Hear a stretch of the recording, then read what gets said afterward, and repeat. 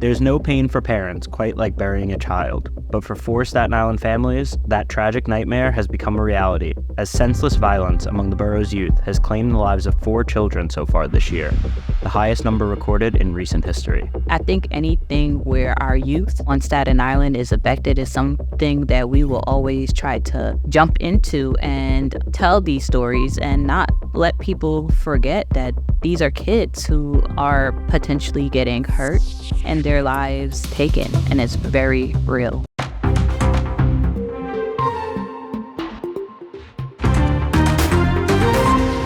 Welcome to the Staten Island Advances from the Scene, a podcast bringing you an inside look at the biggest stories on Staten Island with the reporters who cover them.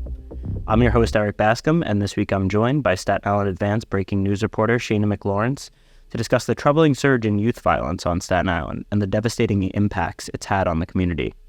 Thanks for joining me today, Shaina. I think this is the first time we're having you on the podcast, so I appreciate you coming on first and foremost, but I was also curious if you've done any other kind of podcast prior to joining us here at the Advance. Thank you so much for having me on. I do appreciate it, but no, I have not had any real significant podcasting experience. Currently, I am in school, so for a couple projects, I had to create my own podcast. So this is really exciting to be putting that work to use. That is exciting, and that was kind of when I was in school, I did a couple projects on it, and then one of my buddies was like, hey, do you want to do our own podcast? Just, still trying to build the resume and all that kind of stuff, get the experience, and it was a lot of fun, and obviously something that I took to and have now been doing for a while here at the Advance. So you've been speaking on camera before, though, right? You've done some Facebook Lives for us or things like that? Mm-hmm. Yeah, so I've done some Facebook Lives for the Advance, and I've done some Instagram Reels and TikTok, so I'm not really a stranger to on-camera presence here. Okay, good. Well, then I think that this should go very smoothly, and again, I'm very excited to have you on today. So I want to talk a little bit about this series that you and our colleague Kyle Lawson have been working on regarding the troubling rise in youth violence that we've seen here on Staten Island. So I was curious if you could just tell us a little bit about that work that you two have been doing and kind of what inspired you to really dig a little deeper into this, because obviously breaking news, something happens, you report it, but then there are other things that happen where it's like, okay, this is worthy of more of a deep dive and extended coverage sort of thing. So I was wondering if you could just tell us a little bit about that. We saw these cases, these horrific, really terrifying cases happen, and where 2 young people recently, within a couple of weeks, lost their lives within hours of each other in 2 separate incidents.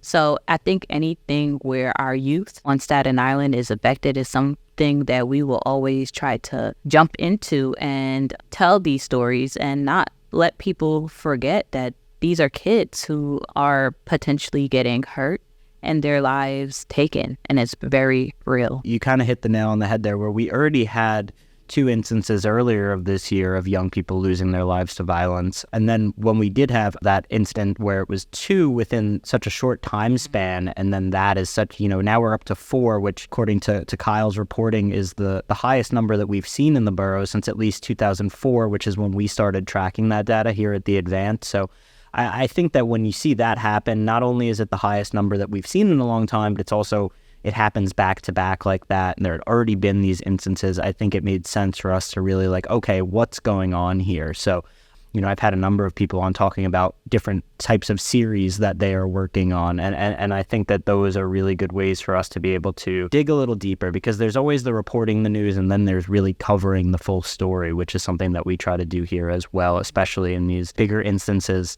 and larger issues. So I was wondering if you could tell us a little bit. You had done an article walking through what had happened, this timeline of the Staten Island youth crime. And so let's talk a little bit just first about the 4 children who lost their lives this year. And can you tell us about the circumstances of those incidences and what happened there? It started earlier this year in February. The island lost Steven Estevez. He was a typical teenager who was happy. He played sports. So he's played basketball for McKee High School.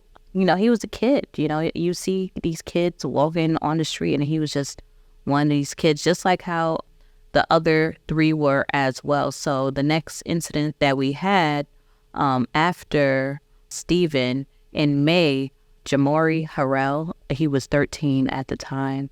He lost his life while playing basketball at a park near his school. He had just gotten out of school at the time of the incident. In our most recent cases that happened on the same day this month, about 2 weeks ago now, almost at this point, SILive, he was unfortunately stabbed to death on the way home from school while he was on a bus by another child.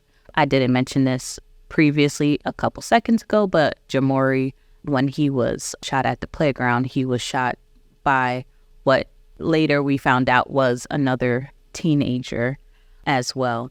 And now we have Destiny Nana Vegas. She also lost her life on October 6th. Police found her unconscious with a gunshot wound to the head. We do not have any arrest or any real updates to that case as of yet.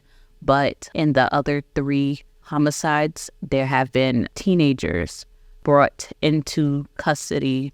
So it's a lot to unpack here, because it's not just, it's youth against youth violence. So it's like, how can we make the situation better and stop it? Because the island deserves safety for their kids. Absolutely. And I think that that's really one of the most troubling aspects here, is that we do see that in most of these cases, it is youth on youth violence. And that's something that obviously is a little bit harder in some ways to address than it is with adults. And so that's something that obviously stood out to me in reading your reporting. And then also the fact that a number of these cases, obviously we did have the one who was stabbed on the bus, but we did have, in the other cases, even some non-fatal incidents that we'll discuss later, it's a lot of gun violence or guns being present in the situation. And that's something that Mayor Adams has been talking a lot about recently, and trying to stop the flow of guns to New York City, and the ghost guns and that are being manufactured here. And so I think it's kind of obviously a very multifaceted issue, but when you talk about the fact that it's youth on youth, and you talk about this surge in gun violence that we're seeing across the city in general, it kind of complicates things and muddies the water, so to speak. And so in the discussions that you've had with community advocates, with law enforcement officials, elected officials, what are they saying that they think the cause of this surge is? Because obviously violence is not something new, right? It's been happening forever. It's not something that's coming out of nowhere, but kind of this spike that we're seeing, what are they kind of attributing that to? They are, they're doing the best that they can in a situation that has been very tough. And there's no one cause to what is causing this violence to happen amongst Staten Island's youth. It's a very layered and multifaceted issue that is happening. So one of the biggest things is that because of the age law, children who do commit violent offenses, they get to remanded back into family court. From the people that I've spoken to, they have raised concerns about making either repealing or making some edits to that law. Another thing that the community advocates and elected officials have agreed on as well is that it comes from a lot of mental health. Currently, I think New York City is in a mental health crisis, especially from the elected officials and also from the community advocates who are in the streets talking to the youth, trying to actively combat the violence that is happening. So what they say is that there need to be more mental health resources out there for the youth to utilize before it's too late.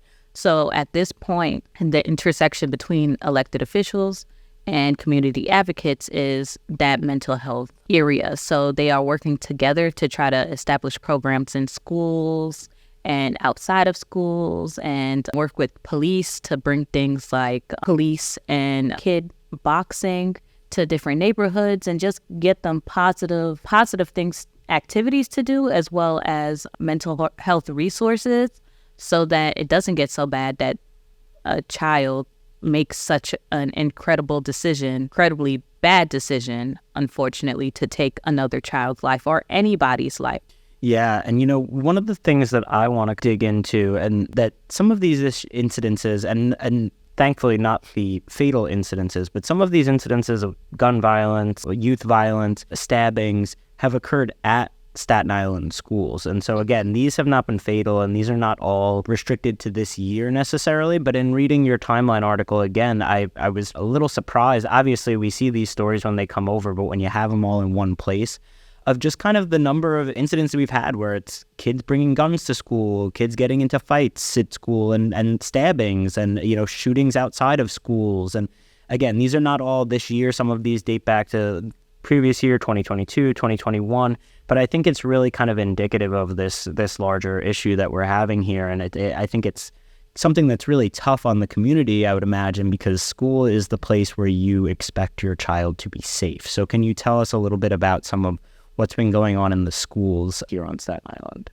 There are schools that do have mental health resources, such as worry rooms, where kids can go and meditate privately there. And also there are different activities that kids could do outside of school nearby with like police officers, and they hold different events as well. So right now there is a shortage of, I think they're called resource officers here in New York City, resource officers at schools to kind of help prevent this violence from coming into the school and everything.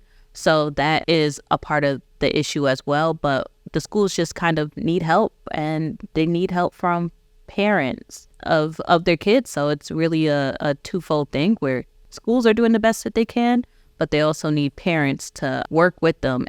Yeah, and so just to kind of touch a little bit on some of these incidences that we're discussing here, because I think sometimes people may wrongly believe that issues of violence or crime are concentrated in certain sections of the borough for whatever reason. But when you kind of look at what our reporting and some of this stuff, these are things that are happening all over the borough, North Shore, South Shore, public school, Catholic school, whatever it may be. And Midland. So, right, yeah, everywhere. The issue is obviously pervasive throughout the borough. So in February, we had the incident where there was a video on social media showing what appeared to be a gun being slid across the floor at Moore Catholic High School. Last year in October, actually about a year ago to the day, we saw outside Tottenville High School, there was a shooting where a 14-year-old was wounded. He was hit in the ankle. And then the year prior to that, we had something at Wagner with a brawl outside of the school and what appeared to be a male suspect using a firearm to pistol whip a child across the face. So again, these are things that are happening all across the borough, regardless of the type of school that your child is at. It can happen anywhere. It can happen to anyone. And so I just wanted to kind of highlight that a little bit. And moving on, I think that another main place that we're seeing some of these issues take place is on public transit. And that's something that throughout the years we've heard stories about rowdy kids on the Staten Island Railway on their way back from school, or crowded on the buses, or things like that. And that seems to have really picked up. And so can you talk a little bit about some of the incidents that we've seen on public transit over the past year plus? Yeah, so you did mention some of the incidents that did happen on public transit this year alone. It was in April. There was a melee at the Great Kills station that was captured on video showing a train platform that was crowded with students, and it was a fight happening between some teenagers and a 51-year-old man. And the man was stabbed in the back one time during that altercation. So it's during these times where people are coming, where students might be coming to, are going from school to go home as well. We also had one of the fatalities this year also occur on an MTA bus, right? Yes. Where the stabbing occurred on the MTA bus. And so this is clearly something that is an issue. We've had things in the past where there has been fights outside of schools, and elected officials will get involved, and the MTA will get involved, and they'll try and provide additional buses to spread out the students and get them in and out quicker so they're not waiting around at the bus stop and they're not doing this or they're not doing that. So there have been some efforts made in this area, but it does seem that continues to be an issue here, truly. And so it's also kind of a tough one to solve because, we don't have the resources here and in New York City really to be staffing police officers on every train or on every bus or on everything. And we have these large groups of kids, and they're in some ways kind of inciting each other and, riling each other up. And it becomes this this large thing, and there's not really much that a bus driver can do in that situation, right? Or a train conductor. And so that's another one we've seen just kind of at the schools themselves and on public transit are really hotbeds for this youth violence, which is really troubling because, again, going to school, being at school, coming home from school, those are supposed to be the safe time for your kids. You're at work, you're dealing with whatever the rest of your life going on. You want to be able to believe that their day is going to go the way you expect it to. And so I think that that's something that has really kind of been tough about this whole issue. So, and this is something I've talked about on other podcasts with other reporters before, and it's something that I personally am not very good at, and I do not love doing at this job, and that is trying to talk to some of the friends and families after these incidences occur. Like, I've talked in the past to people, it's bad enough if someone deals with a fire or whatever it might be, their house burns down, you have to go knock on a door and try and talk to them. When it's an instance like this where someone's child has been murdered and you then have to go do your job and knock on that door and try and ask them some of these hard questions, what has that been like to you, especially learning the beat and getting into reporting just in the past few years? Like, what has that experience been like for you trying to have those tough conversations? Well, it's definitely a tough conversation, and it's something that I never, ever look forward to doing. Talking to the victim's family, it's, in general, it's very hard. It's really tough, but it's especially tough to know that it was a child. Their whole lives were ahead of them. They just thought they'd be here tomorrow. And to know that they are not here, and now there's a family very grieving and, processing that loss, it's really hard. So anything that I do, I always approach it from a place of empathy. There's nothing that I can do to make them feel better, take away the pain, rewind time, anything that I would want to do, because, just humanly, when you see somebody and definitely a group of people grieving on such an extreme and an immense level for, their 13-year-old child, their 17-year-old child, 15, any child, period, really, it's really something that it's really hard to do. But I always try to remind myself that getting the word out about the type of person that was lost and the impact that they had on other people is always the best way to approach situations like that. And to be honest, it's never easy. So any reporter who goes and, has to reach out, they have a knot in their stomach too, because I don't want to say just like you, but they're not happy either to be there or to be doing this, because in an ideal world, that child would be alive. Yeah, absolutely. And I'm always reminded of something that our former colleague Joe Ostapik always used to tell me of.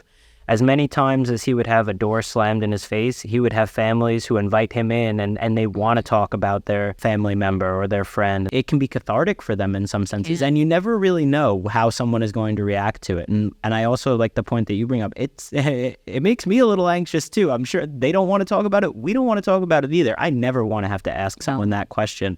But unfortunately, that is part of our job, and there are going to be people who want to talk to you.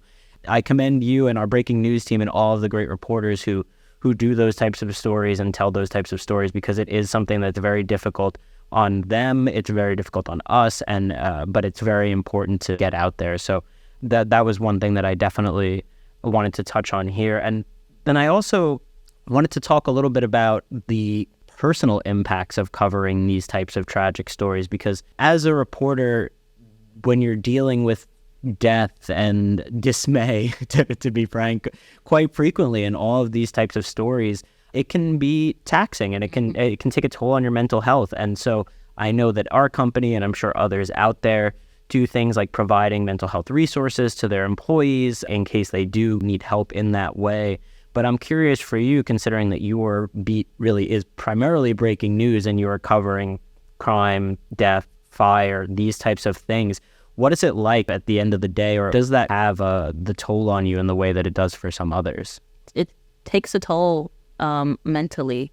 I am a sensitive person. I connect emotionally to a lot of the families that I do speak to, and I always let them know that I am here. I am here.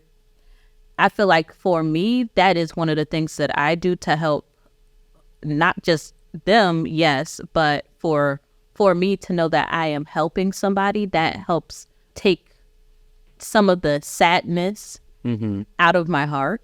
These aren't just words on a paper.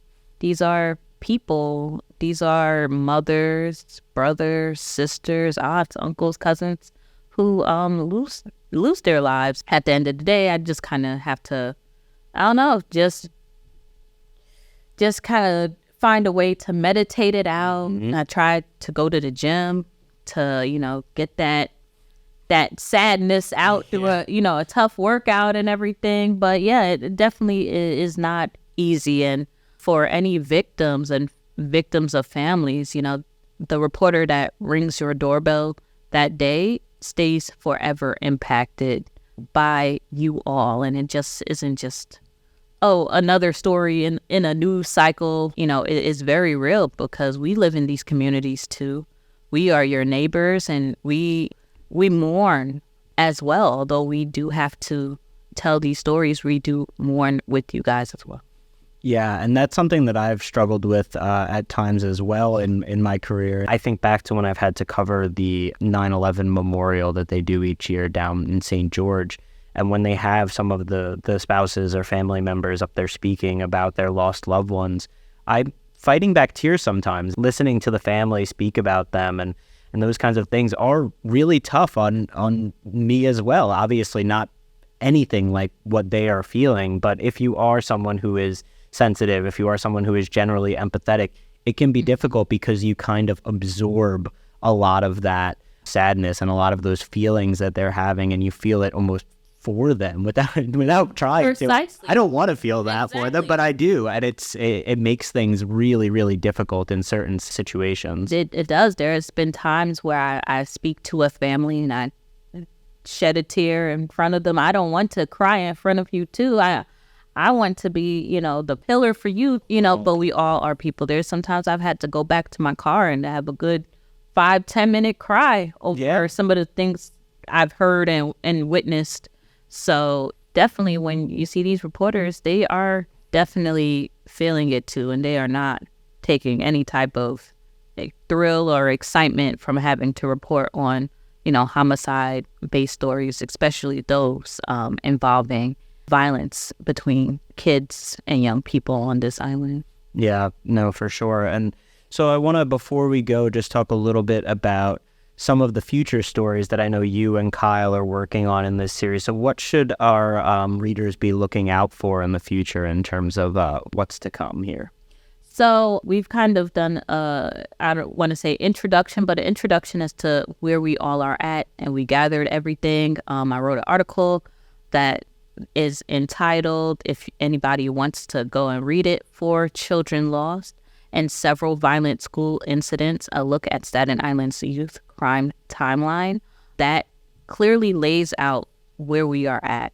So the next installment is to see what are elected officials going to do, what plans that do they have in place, if any. But I said if any, but I just have to say that our elected officials, they're working on it. They're working on it. They're trying to do their thing because they really do care about the community and their constituents in which they serve. So that's what I'm working on next, and hopefully there is not, we just make stories coming from a place of solving the issue, and I really hope and also pray that there's not a fifth child here or a sixth child, that it definitely calms down and we don't have to report on sad things like that. Yeah, no, that is certainly the hope for us here at the Advance, and I think across Staten Island in general. Well, thank you so much for joining me today, Shaina. It was great having you on. I really enjoyed it, and I will have to do my best to get you back on again soon. I'm sorry that it's taken this long. Thank you so much for inviting me. Thank you for listening to the Staten Island Advances from the Scene. If you like what you've heard, please make sure to rate and subscribe wherever you get your podcasts, and visit SILive.com for the latest on all these stories and more. Thank you for supporting local journalism.